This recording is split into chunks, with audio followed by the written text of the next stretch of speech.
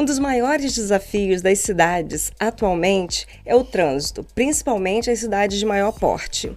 O trânsito faz parte da nossa rotina e impacta diretamente na vida de todas as pessoas. Hoje nós vamos conversar com um especialista em trânsito, o Eduardo Lugão, que vai falar sobre vários aspectos, né, desse dia a dia, né, nosso nas ruas, não é, Frânio? Essa nova configuração do trânsito nas cidades de médio e grande porte. Exatamente, os novos agentes que chegaram, educação no trânsito. Então, eu gostaria primeiro de dar as boas-vindas. Muito obrigada por ter aceitado o nosso convite. Um prazer recebê-lo. Prazer meu, que agradeço a oportunidade. Espero que a gente consiga esclarecer diversas dúvidas, né, e fazer um trânsito mais seguro. Exatamente, é o nosso objetivo. Eduardo, hoje, como eu abri falando, né, um dos grandes desafios das cidades é não só organizar o trânsito, mas fazer acontecer de forma segura. Como é que você vê, assim, na sua experiência, né? Como é que você vê, tanto na sua experiência do SESC Senat, na experiência que você teve de autoescola, como é que você vê hoje esse cenário? Bom, a mobilidade urbana, o trânsito, ele é um desafio para todos os grandes centros urbanos, cidades de grande, pequeno porte. Isso não faz muita diferença, não. O trânsito é violento no mundo inteiro. A gente pode falar que a OMS, né, a Organização Mundial da Saúde, o Observatório Nacional de Segurança Viária, no ano de 2023 nós tivemos aproximadamente 34 mil mortes no Brasil. No mundo, a gente teve 1.300.000 mortes. Então, o trânsito é uma pandemia que mata mais do que qualquer guerra. E, normalmente, os principais motivos... Desrespeito. Desrespeito à legislação.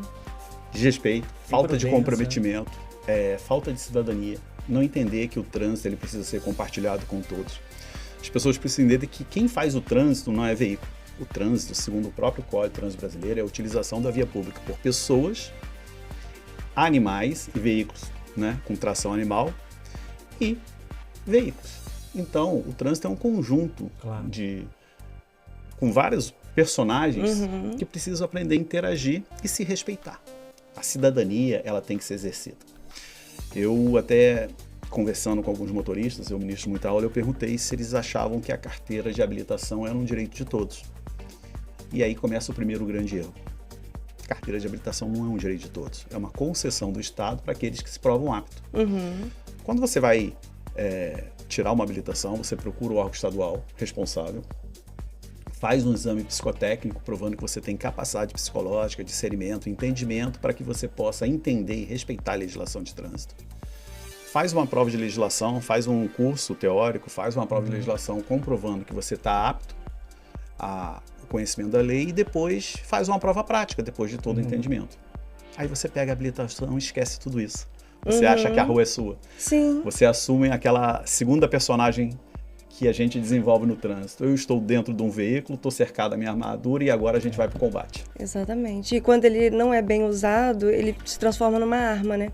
Como a gente tem visto. O trânsito é uma arma. Infelizmente,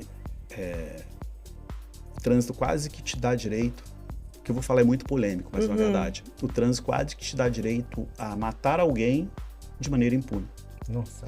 Por exemplo, se eu estou com raiva de você pegar uma arma e te matar, existe uma legislação que vai me penalizar, provando que eu cometi um crime, eu serei preso. Se eu tô com a mesma raiva de você, mas eu te atropelo, eu tenho todas as regalias. Sim. É um crime culposo, sem intenção, a pena é menor. Se eu prestar primeiro socorros ali, mesmo que mentiroso, eu não vou ser preso em flagrante, ou seja, ele acaba privilegiando pessoas ruins. Então, por isso que a gente precisa ter regras mais rígidas em relação ao trânsito. Nesse aspecto, Lugão, eu acho que as câmeras hoje, né, porque hoje a gente tem muitas câmeras nas ruas, em algumas cidades, aqui em Campos nós temos câmeras, em alguns lugares nós temos, isso ajuda um pouco também, né, nesse aspecto de mostrar essa imprudência, né? As câmeras é uma ferramenta que ela deve ser utilizada de maneira correta. A Resolução 909 de 2022, ela permite a fiscalização por câmera, mas existem regras.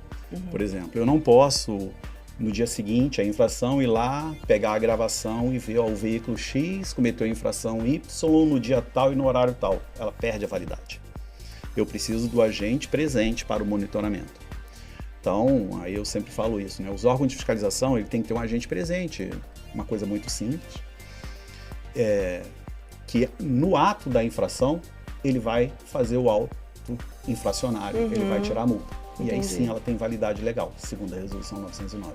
É mais ou menos aquele caso que a gente viu aqui em Campos, né? Daquele veículo que passou numa ciclovia. Gente, eu vi aquele absurdo. Aqui na 28 de março. Na 28 de março. Então, a gente conseguiu identificar o veículo, mas não tem como penalizar. Porque não tinha um agente. Não tinha um agente no momento. Aquele cidadão, se na hora que ele estivesse cometendo aquela infração, o agente estivesse ali, seria uma infração de natureza gravíssima, ele poderia ter a carteira dele suspensa, ele responderia até mesmo por um crime de trânsito, já que ele colocou a vida de pessoas em risco. Mas, infelizmente, o agente, por não estar presente, mesmo que identificado, a gente fica meio que preso ao próprio Código Penal para penalizá-lo, e aí a gente sabe que isso não vai... Ou seja, as câmeras são muito importantes, mas também a figura do agente é primordial nesse caso. Né? Essencial. Ele tem que estar ali presente. E aí sim, eu não sei se vocês perceberam, foi muito noticiado que a gente tinha câmeras em vários pontos na nossa cidade aqui. E isso realmente diminuiu as infrações, pode conversar com qualquer agente municipal. Agora, parece que está aumentando outra vez. Por quê? Porque eles perceberam que não estava recebendo a multa. E se eu não estou recebendo a multa... Eu posso fazer. Eu posso fazer. Mas eu acho também, Lugão, que isso assim, é uma coisa muito nova, né, no trânsito, esse monitoramento, é tudo muito novo. Eu acho que a tendência é haver alguma mudança também no código, né, se adequando a essas...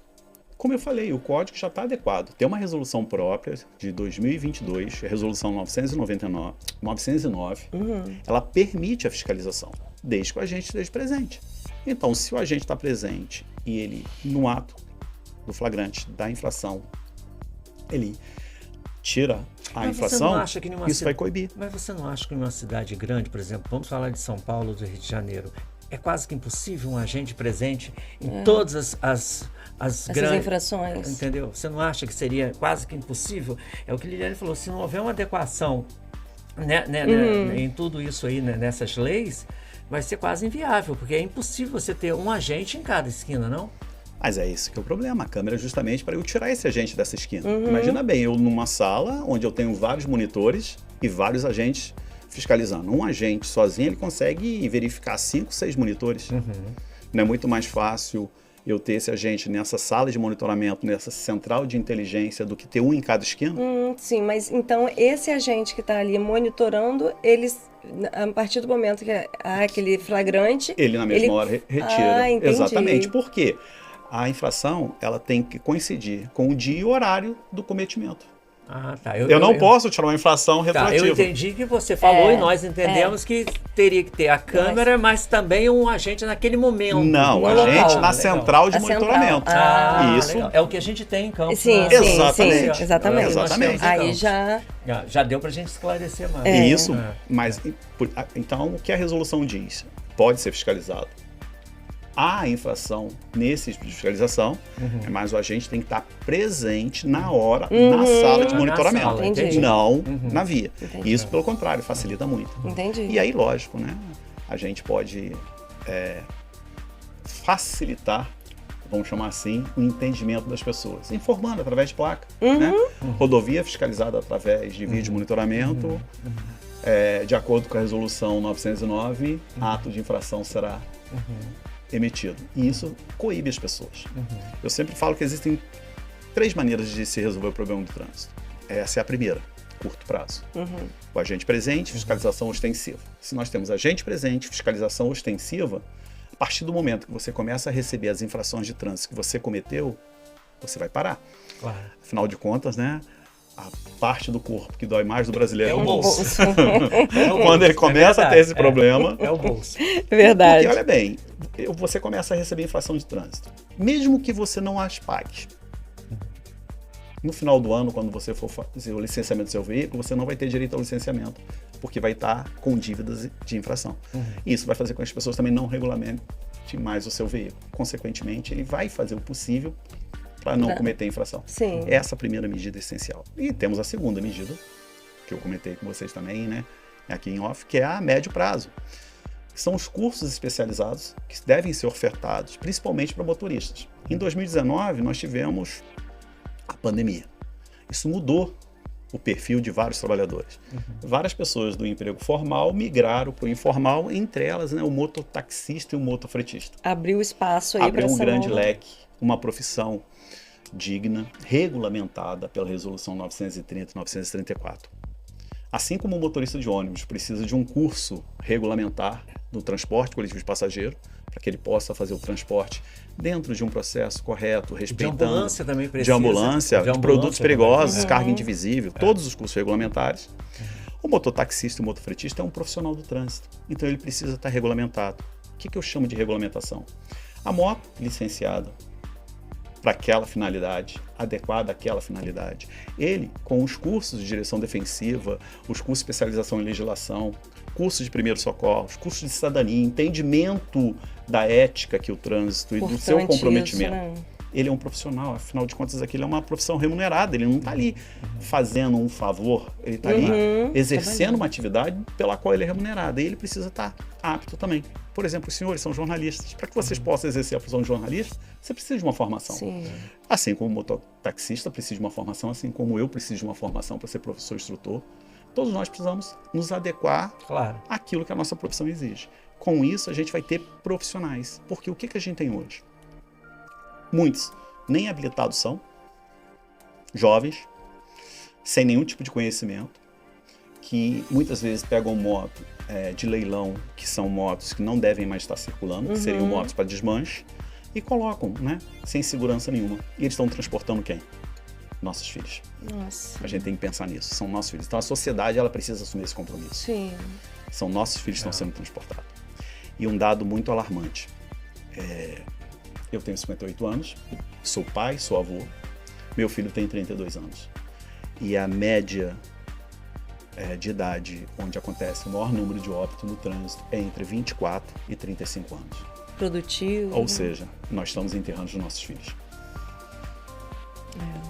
Isso é pavoroso. Essa informação que você falou aí sobre a gente tem que assumir a responsabilidade. Às vezes a gente tem a impressão de que as pessoas elas veem muito assim, meu direito, mas nós temos deveres também, né, que devem ser cumpridos, até mesmo na questão do trânsito. Andar regularmente, respeitar a legislação de trânsito, porque muitos dos acidentes ocorrem ainda por conta, como a gente estava falando, da imprudência. As pessoas às vezes não têm aquele cuidado, né, de vou esperar mais um pouquinho, vou dar uma olhada, vou pensar no próximo. É o que você falou, são vários personagens. E a gente vive tem que respeitar o outro, porque senão a gente não chega a lugar nenhum, literalmente, né? Um outro problema muito sério, né? Pelo que você está falando aí, eu vou puxar o assunto um pouquinho aqui. Vamos entender o impacto que o trânsito causa na saúde pública. De cada 10 leitos que o SUS, Sistema Único de Saúde, ele disponibiliza para o atendimento de emergência e urgência de uma cidade. Por exemplo, o dinheiro que o SUS transfere para o Ferreira Machado para esse atendimento de pronto-socorro e pronto-atendimento, 8 são para vítimas de acidente de trânsito. Nós estamos ocupando 80% dos nossos leitos com vítimas de acidente de trânsito e deixando a população que sofre um infarto, um AVC, uma doença pré-existente, que precisa daquele atendimento médico, sem a oportunidade do atendimento, porque aquele leito está ocupado por um politraumatizado num acidente que é totalmente evitável.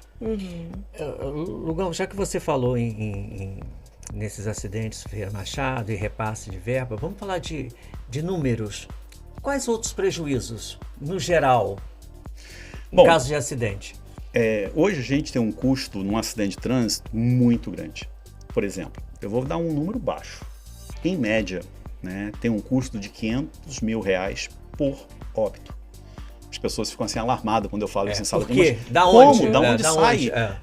Tem aluno meu que fala assim, peraí, quer dizer que eu tô valendo mais morto do que vivo? Não fala alguns brincam, não fala com a minha esposa não, porque senão ela vai querer me matar. Mas a realidade é a seguinte, vamos imaginar um salário médio bem baixo, R$2 mil. Vamos imaginar um cidadão de 50 anos. Lembra que eu falei que é entre 24 e 35, a idade produtiva, mas eu vou falar um cidadão de 50 anos. Ele sofre um acidente, vem a óbito. Provavelmente, esse cidadão de 50 anos, ele é casado, tem uma esposa, tem filhos, né? Então, com o óbito dele, né? Ele trabalharia até os 65 para se aposentar, mas ele faleceu com 50. Então a esposa dele vai ter direito àquela pensão do INSS correspondente àquele salário. Não é ilegal, eu quero deixar bem claro, eu não estou falando de nenhuma ilegalidade, ok? Eu estou falando de um dado. Então ela começa a receber R$2.000 por mês daqui a 30 dias após a morte dele. Aí você pega esses 2.000, multiplica por 12, 24 mil por ano.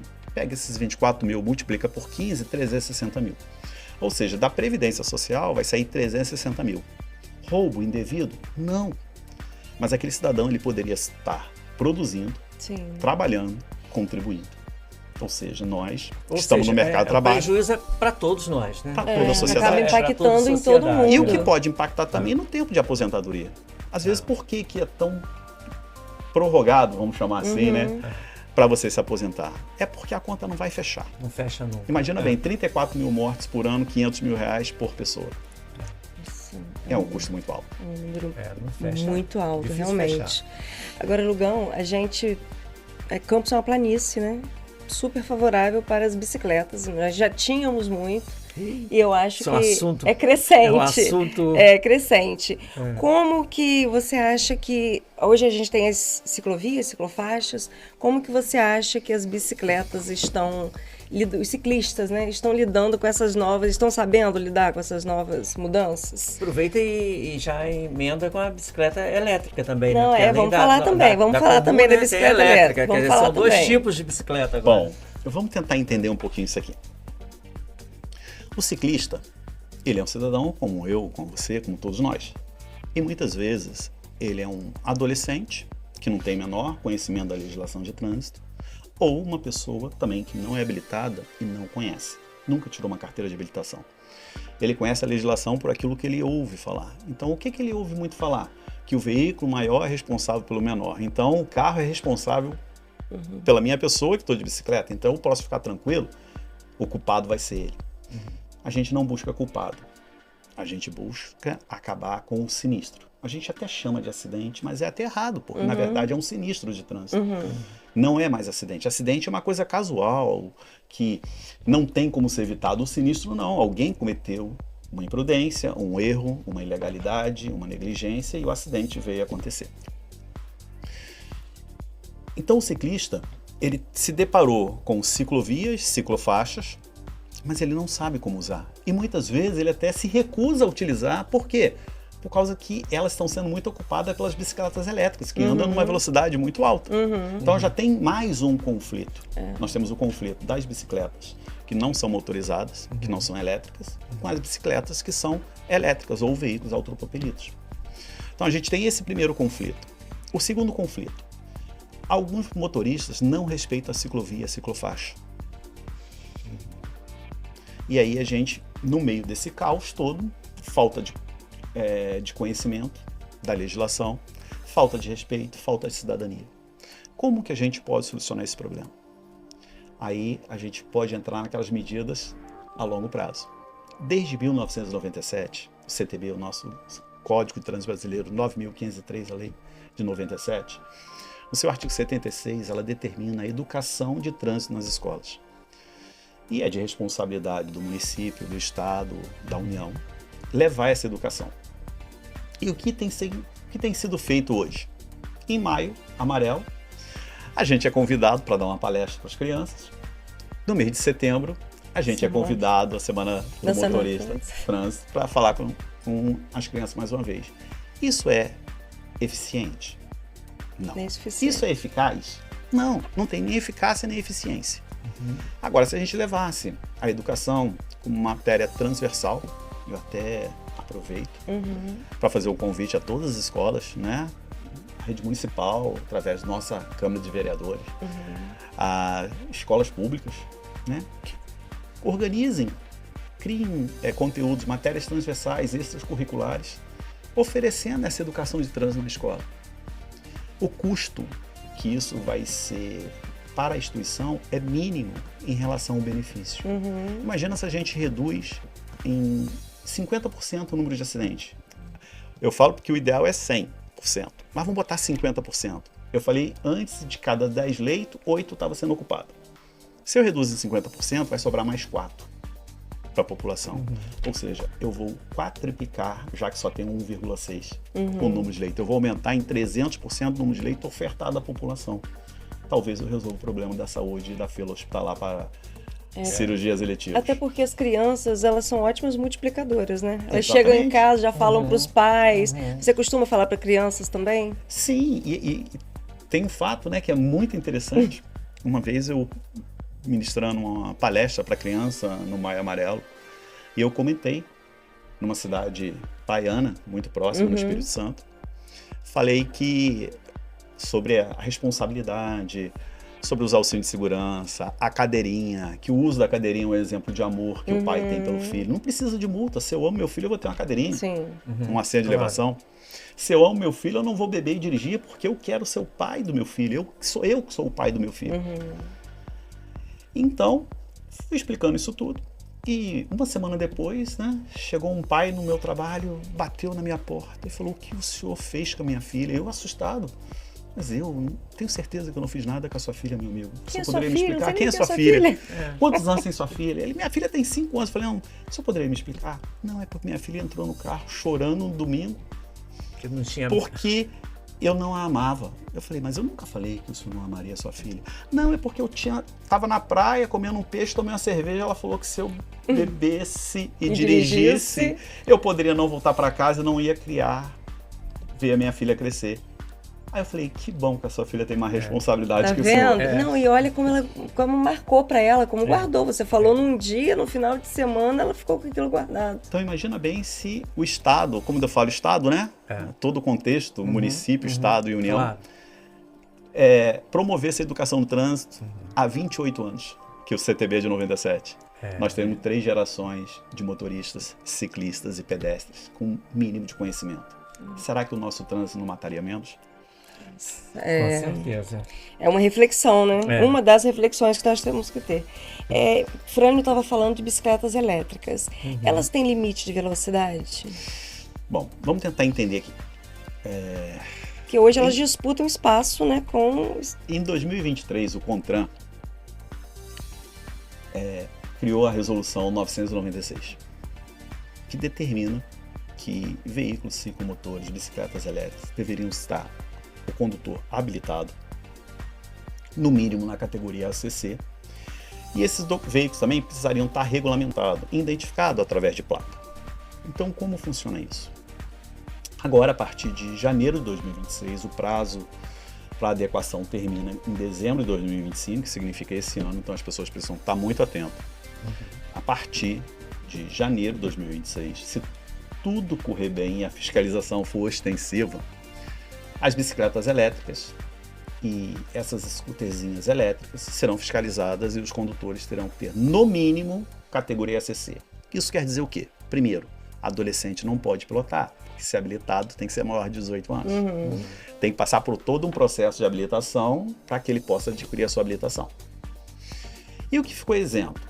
Ficou isento os veículos autopropelidos, que são aqueles veículos que se desenvolvem até 32 km por hora, mas muito cuidado, né?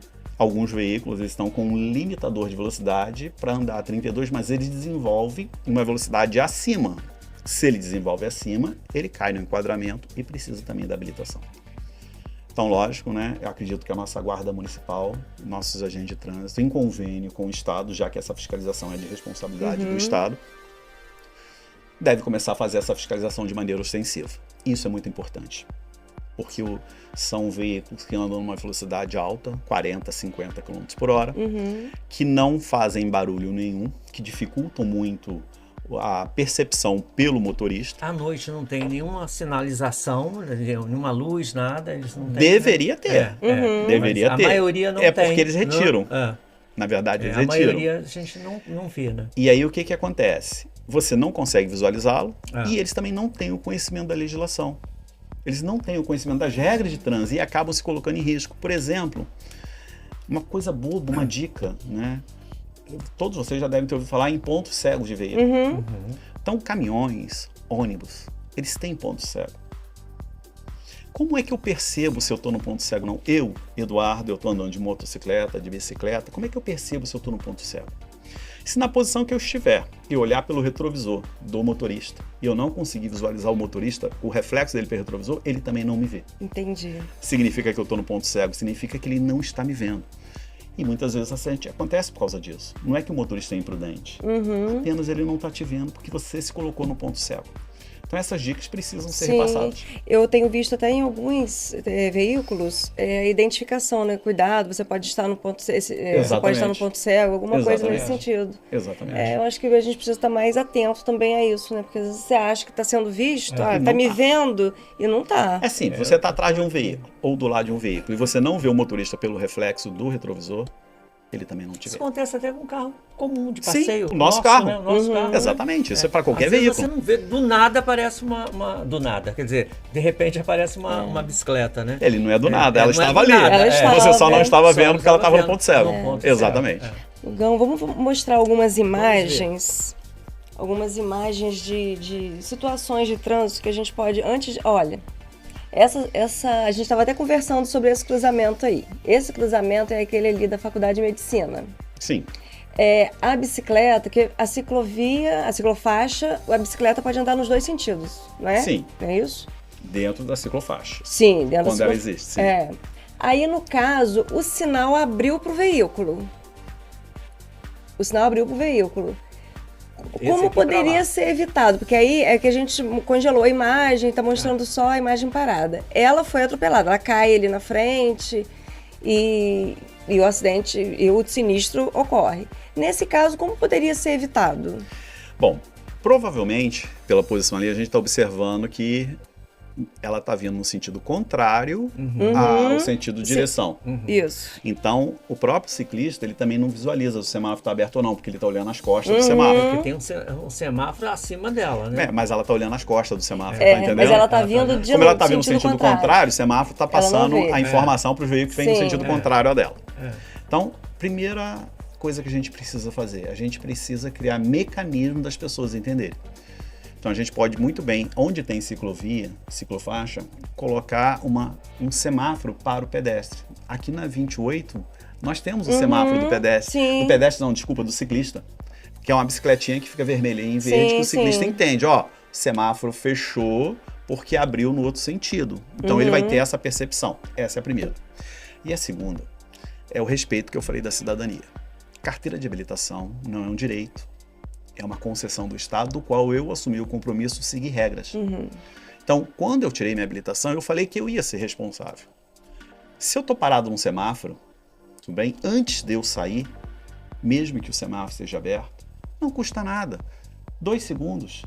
Eu olhar para o lado contrário para ver se vem uma bicicleta ou um pedestre. Poderia ser um pedestre, poderia ser uma criança, poderia ser uma pessoa com deficiência visual. Sim. Poderia ser diversos personagens do trânsito. Então o motorista ele tem que ter essa consciência tem que ser de ambos, né? que ele é um privilegiado. Ele tem uma concessão para conduzir. Ou seja, é uma concessão, ele é um privilegiado. Então ele tem que assumir essa responsabilidade. Agora, também. a gente está pensando assim, por exemplo, ele estava parado no sinal, o sinal abriu, ele foi.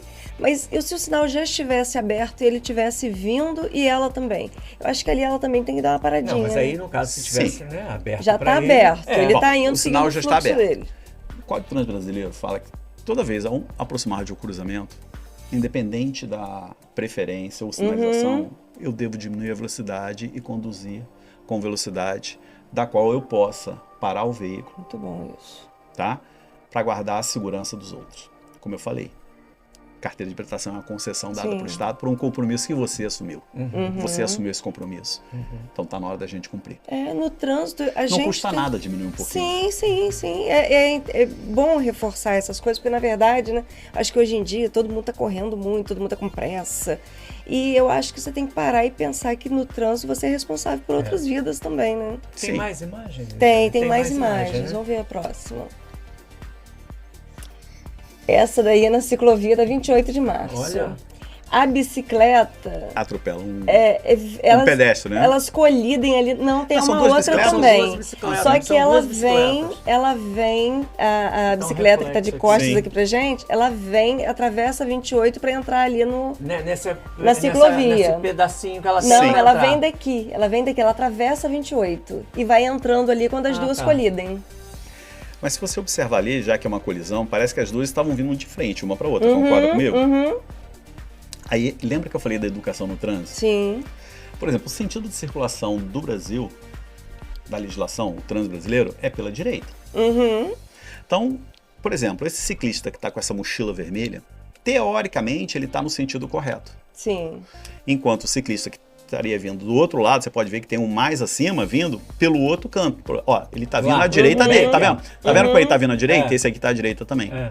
Muitas vezes essa falta de conhecimento faz com que a gente ande no que seria a contramão. Sim. Aí aquela pergunta, existe mão em contramão na ciclovia? Não existe, mas existe o bom senso de saber que a Sim. circulação é feita do lado direito. E se vocês já observaram que instintivamente a gente faz isso nas calçadas?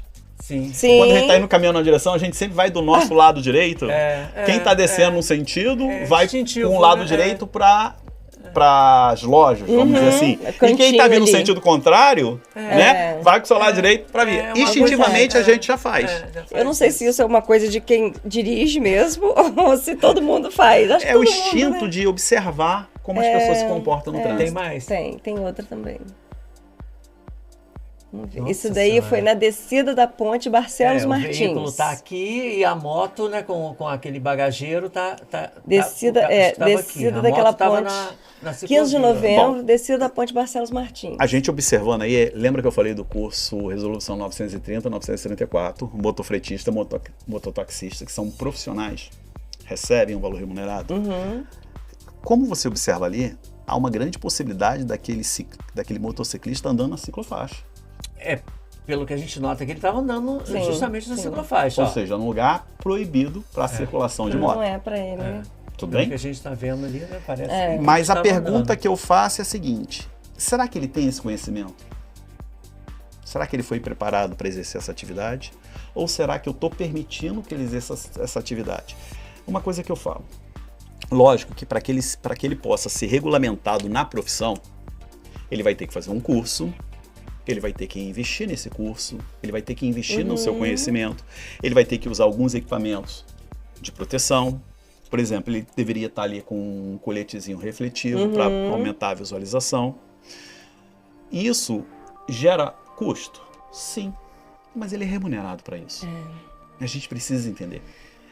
O grande problema, que embora que a resolução já exista, 930 e 934... Ele está até carregando uma pessoa, tá vendo? Não, ele tá, é um bagageiro. Aparentemente, uma criança. Aparentemente, Aparentemente Tem um uma bagageiro criança. e tem um braço, tá vendo? É uma pessoa. E sem capacete.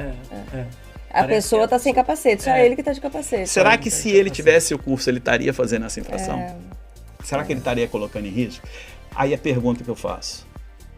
Não sei se esse acidente teve algum óbito ou um custo maior, mas é mais caro do que está regulamentado. Verdade. É mais caro do que Sai tá mais regulamentado. caro, verdade. O grande problema é que quando a gente vai implementar uma fiscalização, ela acaba sendo mal vista pela sociedade. A sociedade começa a ir contrário à lei. É verdade. No Brasil, a gente pegou essa mania. Não é porque quer arrecadar, quer cobrar. Não quer. Quer regulamentar, quer garantir a sua segurança. E um motofretista, a gente precisa entender, um mototaxista, ele está transportando nossos filhos. Sim. A gente precisa exigir.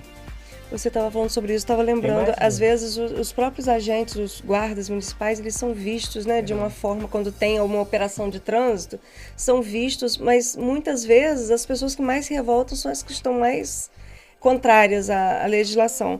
Vamos ver uma outra imagem, eu acho que tem uma outra ainda. Alberto Torres, naquele trecho, ali, tá vendo? Alberto Torres, acho que vai parar aí.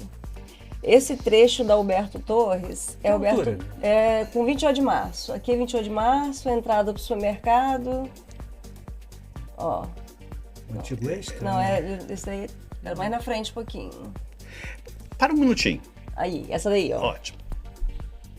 É uma zona de conflito, né? É, Cruzamento com exatamente. ciclovias, ciclofaixas. Ali é Alberto Torres, acima, né? Aqui entra para 28 de março. Aqui é Alberto Torres. Isso. Ali é a entrada para o supermercado, vem para cá para 28 de março.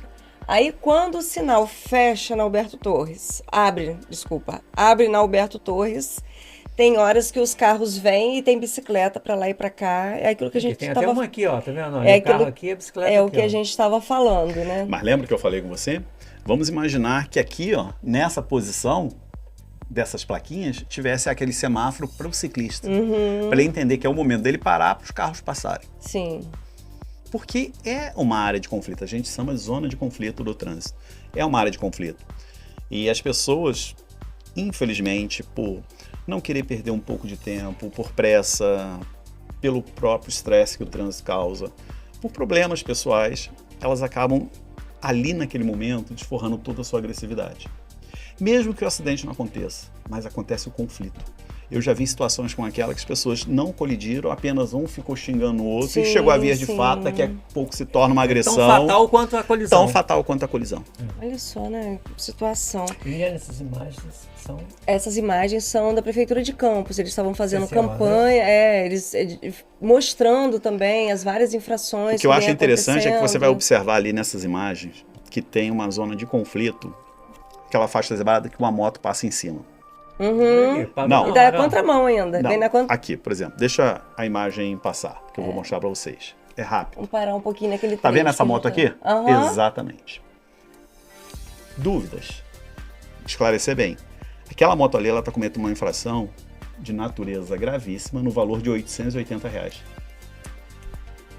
Imagina bem se ali tivesse uma câmera, pegasse essa moto fazendo isso e anotasse. Será que ele faria outra vez? Porque essas são faixas de canalização direcionando o trânsito. Não significa que eu posso Que eu passar posso por cima. passar, é. As pessoas pensam só porque está pintado na via eu posso passar por cima. Não vou ganhar tempo, né? Então, Vou ganhar é tempo. R$880. Meu Deus. Em Vitória, na subida da terceira ponte, eu sou do Espírito Santo, tem uma faixa de canalização, tá? E uma câmera em cima dessa faixa. Todo dia é lavrado centenas de infrações de R$880. Que, aliás, o trânsito de Vitória eu acho excelente. Exato, por quê? Porque a fiscalização é Educação. extensiva. Lembra que eu falei da extensividade do trânsito? Acho Então, o que excelente. aconteceu? A pessoa passou uma vez, recebe uma multa de 880, você passa pela segunda? Passa no... Nunca mais. Nunca mais você passa. Nem ali, nem em lugar nenhum. Doeu no órgão, né? No bolso. No órgão mais sensível. Lugão, a gente estava falando sobre essa capacitação e tal, né? Você tem sua experiência dos cursos lá no SESC Senat, já trabalhou em autoescola também. Essa mudança que teve em relação às aulas de direção nas autoescolas, como é que você está vendo essa mudança aí? Ainda não houve. Tá sendo, tem um projeto de lei, tá falando que vai ser assinado, ainda tá em discussão, não né? houve. Entendeu? A gente ouve muito falar, não, foi assinado, não foi, tá em vigor, ainda não está. Tudo bem? E essas especulações do que vai acontecer, eu não gosto de falar muito não, mas vamos imaginar que aconteça. Vamos imaginar que não se torne mais obrigatório passar pela autoescola. Acho que é desse assunto que você está tratando. Sim. A pergunta é, quem vai ser o formador desse novo condutor? Eu faço essa pergunta. É ele que vai avaliar quantas aulas ele precisa? Teoricamente pra poder... seria assim, mas quem vai formar esse novo condutor? Porque o que acontece? Vamos supor que o meu filho resolva tirar a carteira de habilitação comigo. Eu sou um profissional do trânsito, mas vamos supor que eu não fosse. Sou um trabalhador comum, sei dirigir, tenho habilitação. Será que eu não ensinaria os meus vícios ao meu filho? Porque se eu acho que dá... O que acontece quando um pai, uma mãe, um tio ensina? Tem uma sinalização ali, dê a preferência. Se ele está numa autoescola, o instrutor vai falar, ó, para e olha. O que a gente fala? Dá uma olhadinha, deu, pode passar. Ou seja, será que eu vou formar condutores melhores? Eu acho que é muito polêmico isso. Entendeu? Eu acho que é muito polêmico. Eu entendo que o processo de habilitação ele é muito caro. Eu concordo, ele é um processo muito caro, muito oneroso. Mas ele tem diversas taxas que são cobradas, exames que são cobrados. Então a gente precisa ver isso num contexto mais amplo. Como que a gente vai educar? Eu acho que se o Estado oferecer escolas públicas de educação no trânsito, ou se a gente levar a educação no trânsito para as escolas, talvez a gente forme pessoas que não precisem passar por autoescola, pelo menos na parte da legislação. Porque eles já vão estar formados. Sim. Então, se eu formo pessoas conscientes na escola, desde a pré-escola, o ensino fundamental, até o 9º ano, o ensino médio, um adolescente termina o ensino médio 15, 16 anos, em média. Se ele tem toda essa educação da legislação de trânsito, comportamento, cidadania, ética, aí com certeza, ele com 18 anos, ele já tem todo esse conhecimento teórico. Sim. E ele vai se provar apto dentro da legislação. E aí talvez aí ele possa só procurar um instrutor, alguém, um profissional da área que ensine ele a fazer a parte prática. Aí eu acho viável. Mas simplesmente acabar por acabar e não dar educação de trânsito, eu acho muito arriscado. Realmente. Que cidade hoje você considera, assim, no Brasil, que esteja, assim, o trânsito funciona bem, flui bem, tá avançado, pode servir de exemplo? Bom, eu posso citar como exemplo o estado que eu nasci, que é o Espírito Santo. Há um respeito maior. Não estou falando que é perfeito, muito pelo contrário, existem muitas falhas. Mas é um local em que os motoristas respeitam a faixa de pedestre. Era isso que eu ia te falar, né? Sim. Lá você coloca o pé na faixa, sim, no as sul pessoas também. param. No sul também, Aqui assim, você né? coloca o pé na faixa. Também, eu ia falar, cidade como Curitiba são exemplos. Aqui você coloca o pé na faixa, o motorista passa por cima. né? Exatamente. Mas por quê? Essa é a pergunta. A gente volta naquele mesmo Por ponto. causa da que você fiscalização. falou. Eu falei de uma situação em que as pessoas estavam sendo multadas e agora não são multados mais. Por quê? Porque foi multado. Aconteceu uma infração de trânsito. Quando há penalização, existe a coibição do ato infracionário. Vamos tentar entender um pouquinho o contexto do trânsito brasileiro para a gente entender a mentalidade do motorista brasileiro. A gente vai ter que voltar um pouquinho no tempo, a gente vai lá para 1600, 1700, a época do Brasil colônia, império. Então, o trânsito era feito por quê? Carruagens, cavalos e carroças. Imagina bem a carruagem Dom Pedro I passando. Ela parava para a população atravessar a rua? Não. Então, olha como é que foi formado a cabeça nossa de trânsito. Saímos dessa parte do Império, entramos na República, o bonde surgiu. O bonde para as pessoas atravessar a rua? Não. E aí, vai estar tendo toda uma abertura econômica. Graças a Deus, o nosso país está dando condições para as pessoas com menor poder aquisitivo possam ter o seu veículo, ter o seu carro. E agora eles falam assim, agora chegou a minha vez. Se nunca pararam para mim, isso é culturalmente falando, por que agora na minha vez eu tenho que parar?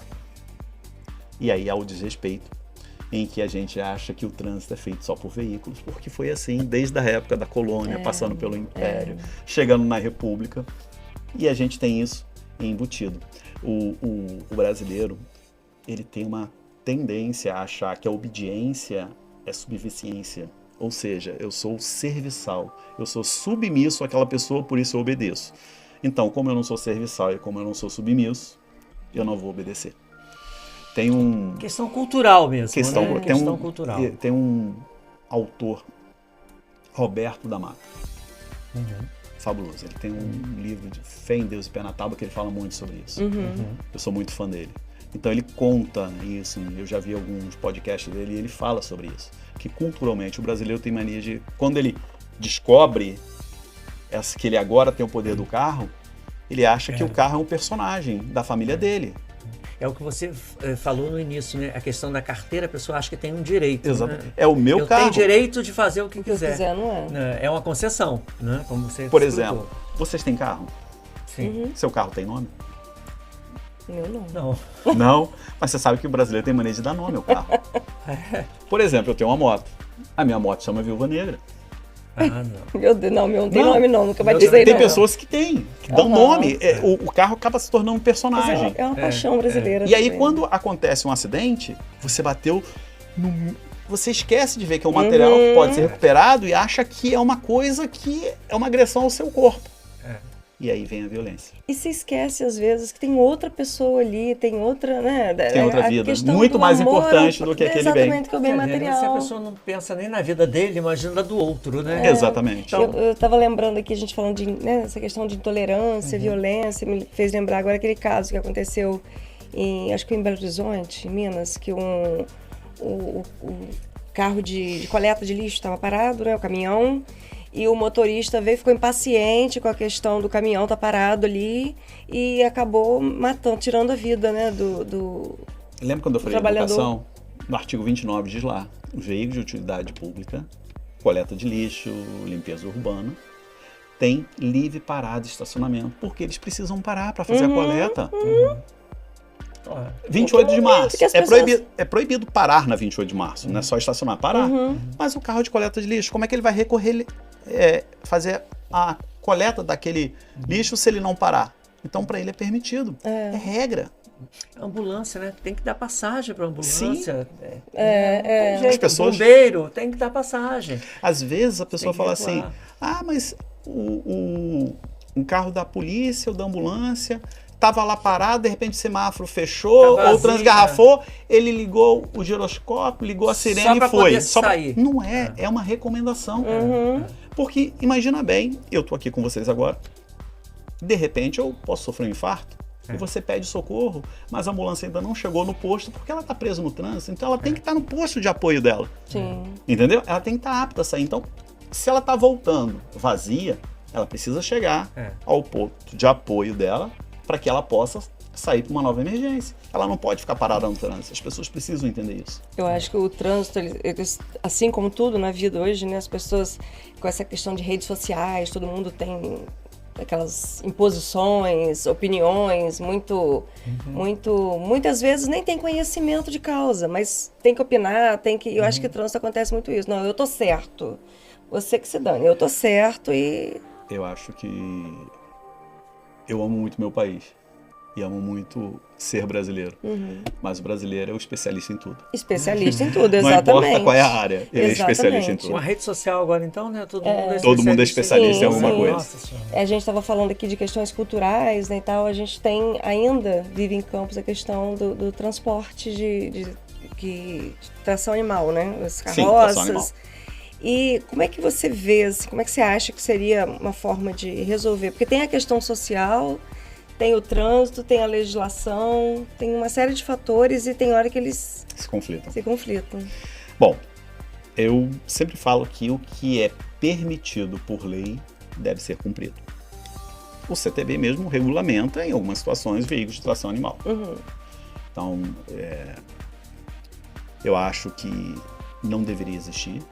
Primeiro, em relação aos próprios respeito aos animais. Eu não vejo o porquê são submetidos a um transporte, excesso de peso, maus tratos. Em alguns casos, eu não vou falar todos, porque senão a gente começa a generalizar. Mas vamos lá, vamos entender o trânsito regulamentado, aquele que é permitido. O dono desse animal, ele precisa entender que tem que ter compromisso. Não é porque é permitido que significa que meu animal pode ficar solto na via, o que tem acontecido. É outra coisa que eu ia te questionar também. Entendeu? Não é porque é permitido que o animal pode ficar solto na via. Embora ele possa exercer aquela atividade de tração, para aquela atividade, aquele exercício de trabalho, do qual ele está submetido dentro de uma legislação municipal, do qual eu prefiro não discutir a legislação em si, mas já que está regulamentado e é permitido, tá? Os donos dos animais, eles precisam assumir o compromisso e a responsabilidade de ter o animal. Primeiro, no tratamento. Tratamento digno, já que aquele animal é uma fonte de renda para ele. O tratamento digno que deve ser dado. Segundo, a responsabilidade dele em relação aos outros usuários. Se eu tenho um animal e eu deixo ele solto e ele causa um acidente, aquele dono, ele vai ser responsabilizado tanto na esfera civil como criminal. Ele vai ter que indenizar, né, na esfera civil, ou seja, o prejuízo que aquele animal causou àquele veículo, àquela pessoa, pode causar um dano estético a uma pessoa também. Ou até a morte, né? Ou até a morte. Aí eu vou falar na esfera criminal, que é o prejuízo que aquele animal pode ter causado na esfera criminal, levando a lesão corporal séria ou ao óbito. Então, o dono desse animal, ele tem que entender que ele pode ser enquadrado nesse processo, podendo ser na esfera civil ou criminal, e ele tem que ser responsabilizado. Então, se ele tem um animal, ele precisa ter os cuidados necessários. O grande problema é que quando um animal desse está solto e ele causa um acidente, fica muito difícil a identificação Localizar, do dono. né? Localizar o dono. Localizar o dono é muito difícil. Então, eu acho, já que está permitido, precisa haver um cadastramento, uma identificação. Acho que até agora a prefeitura está com desses projeto, animais, entendeu? Que possa identificar o animal. A gente sabe que o animal, mesmo por mais parecido que um seja com o outro, existe uma sinalização própria que identifique, como se fosse uma digital, e que vincule esse animal a uma pessoa, um dono, a um responsável, para se ele venha causar algum tipo de problema, transtorno, né? Possa ser responsabilizado alguém. E essa situação aí de animais soltos, eu acho que ela cabe também, por exemplo, acho que quem tem propriedades ou que bota o animal para pastar nas Área rural, nas né? margens, Área né? rural. Não, na área urbana mesmo, Área urbana. margens de rodovias, e aí o animal fica ali, daqui a pouco ele se solta da corda porque não tem ninguém junto, Ou não tem corda nenhuma. ou não tem também. A gente tem uma particularidade muito grande em Campos, né? Campos é uma cidade urbana, cortada por uma rodovia, cercada por zonas rurais. Ou seja, a gente tem os 3 tipos de trânsito pertinentes, urbano, rural e rodoviário, dentro da nossa cidade. Sim. Então a gente, no mesmo ambiente. Então a gente precisa assumir esse compromisso, essa responsabilidade também. No GAN, lá no SESC Senat, vocês têm cursos também, né? Cursos para todas as categorias, para... Sim, nós temos os cursos regulamentares, que a gente fala para aqueles motoristas profissionais, como motorista de transporte coletivo de ônibus, veículo de emergência, veículo de transporte de cargas indivisíveis, veículos, transporte escolares, uma coisa que também a gente precisa ter uma atenção muito grande aqui em Campos. A gente tem várias pessoas fazendo transporte escolar, será que eles estão regulamentados? São nossos filhos. Então, veículo de transporte escolares, né? Veículos de produtos perigosos, que são aqueles produtos como botijas de gás, GLP, gasolina, diesel, Tem um cuidado entre diferenciado, outros, que precisa ter. Então, nós temos todos esses cursos regulamentados. Nós também preparamos as pessoas naquela área do curso técnico em logística e segurança do trabalho. E toda a formação, como eu te falei, motofretista, mototaxista. Educação a gente pode levar para as escolas também, o SESC Senat tem essa expertise, nós somos profissionais. Como é que as escolas fazem? Ligam para lá? Como é que se comunica? Como é que... Tem um agendamento? Contato, como é que é? Na verdade, talvez essa seja a nossa grande luta. Fazer com que as escolas nos procurem para que a gente possa fazer isso. Por isso que a gente fala que a educação é tão importante. Por isso talvez esse programa aqui, essas audiências públicas na Câmara, né, Assembleia Legislativa aqui de Campos são tão importantes. Despertar as escolas para esse compromisso e despertar a população. Imagina bem, se eu posso pagar uma escola particular para o meu filho, será que aquela escola que ofertasse um curso de trânsito para o meu filho não seria um diferencial de marketing? Né? Porque o custo seria muito baixo. Né? É preparar para a vida, principalmente né? para os adolescentes que já usam essas bicicletas, já usam essas motos, né? E já usa tudo, até carro às vezes, né? Então... que os próprios pais permitem. Entendeu? As escolas públicas também, levar essa educação é uma questão de cidadania, é levar a cidadania. E sem falar no comportamento ético, porque o trânsito ensina ética. Quando a gente fala de relacionamento interpessoal, o maior grupo interpessoal do mundo é o trânsito. É ali onde todas as diferenças irão se encontrar. E é justamente por ter tantas diferenças num ambiente tão restrito que os conflitos acontecem. Fica a dica para as escolas públicas e particulares. Isso. Exatamente. Gão, estamos chegando ao final do nosso bate-papo. Que pena, que foi tá muito muito bom. É muito rápido, né? Pena, é muito rápido. E é um assunto muito extenso, envolve, vasto, como a gente falou, né, muitos personagens. Curiosidades, E a configuração está mudando do trânsito, são novos personagens chegando. Mas foi muito bom ter você aqui esclarecendo vários pontos pra gente, que a gente também tem dúvidas, né? E queria muito te agradecer pela participação. Se deixar uma mensagem, fica à vontade. Bom, a mensagem que eu posso deixar é: segurança no trânsito é responsabilidade de todos. Se todos assumirem um compromisso para um trânsito mais seguro, nós não vamos mais chorar a morte dos nossos filhos. A gente precisa assumir esse compromisso. A população campista, ela precisa cobrar esse direito à cidadania no trânsito que ela tem. O trânsito é um direito de todos e um trânsito seguro depende de cada um. Ele é uma mudança de comportamento individual. E eu gostaria muito de agradecer a oportunidade de poder falar de um assunto tão pertinente, tão necessário para a nossa sociedade. E Infelizmente, o tempo nosso é curto. A gente, se fosse falar sobre trânsito, levaria uns 3 dias falando e ainda Verdade. Você vai voltar em outra oportunidade. Se Deus quiser, é um prazer, sempre que quiserem. Pessoal, estamos encerrando mais esse episódio do Ponto de Pergunta. E acompanhe, né, esse episódio e outros também nas redes sociais, no YouTube, onde está o programa completo. E até o próximo episódio. Até a próxima. Tchau. Tchau. Tchau, obrigado.